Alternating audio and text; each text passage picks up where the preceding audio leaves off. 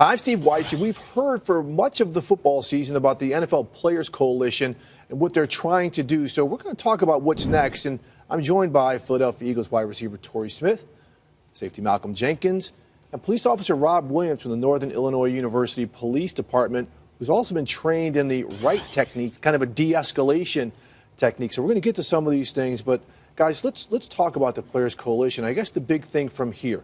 Malcolm, what's next? What's kind of the immediate step and prioritization of what you guys are trying to do? There's a lot from a legislative standpoint that we feel like we can have an effect on as a coalition.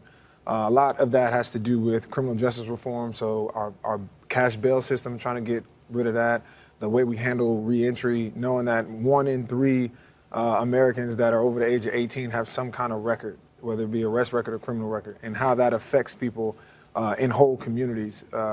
And we can attack that on a legislative standpoint, into mass incarceration, the war on drugs, all of these things that have piled up on low-income communities, communities of color for decades. We have a chance to start to highlight and move past.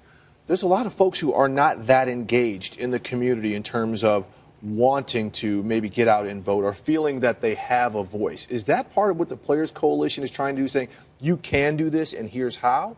Absolutely. I think, as us, we're just another tool. There are people who've been fighting this fight long before we even existed. And it's important to let people know that as much as we have a voice and a platform, we're there to help educate them as we're educating ourselves. Because, like I said, this isn't our fight alone. It's everyone together. And if everyone learns to embrace that, that's how I think we'll get the progress that we want to see, and along with the accountability and simply just being more transparent with the process. So understanding what's going on, educating yourself, eventually I think if you understand the process, then you'll see the transparency in it. We talk about here about judicial reform, law enforcement, de-escalation techniques.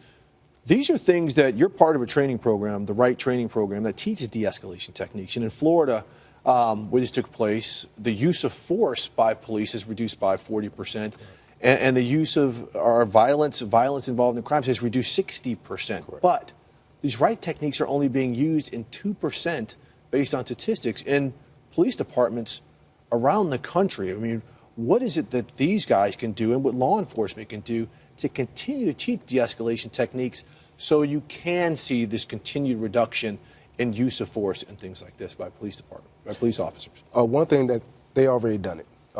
We got the conversation started right here, so we can actually get out to the police departments and let them know that these type of techniques do work. We see they work in Florida. We would like them to be implemented everywhere, but one thing that the right instruction does, it allows the officer to look at themselves first. A lot of times that's hard. That's hard to look at yourself and say, okay, am I in the right place emotionally to deal with what the situation I'm going through?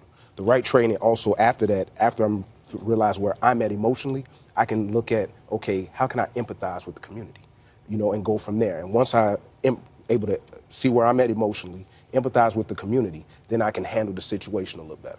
I think that's one of the reasons why the de-escalation techniques and the percentages are down, because one of the things that that we have in our bag talks about stop, think, and go. All right.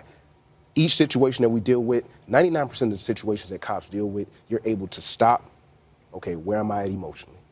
Think, how can I actually deal with this situation? Then go, then actually handle it. All right.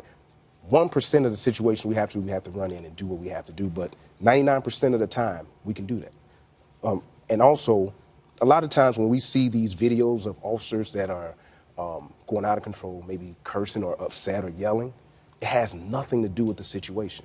It has nothing to do with the person that ran that stoplight. It has nothing to do with, okay, trying to get someone to stop and talk to them. It's something else that they may be dealing with emotionally. And that's one thing that the right training does. It has you first look at yourself as an officer emotionally so you can deal with the situation, because we can't help the community first before we help the officer.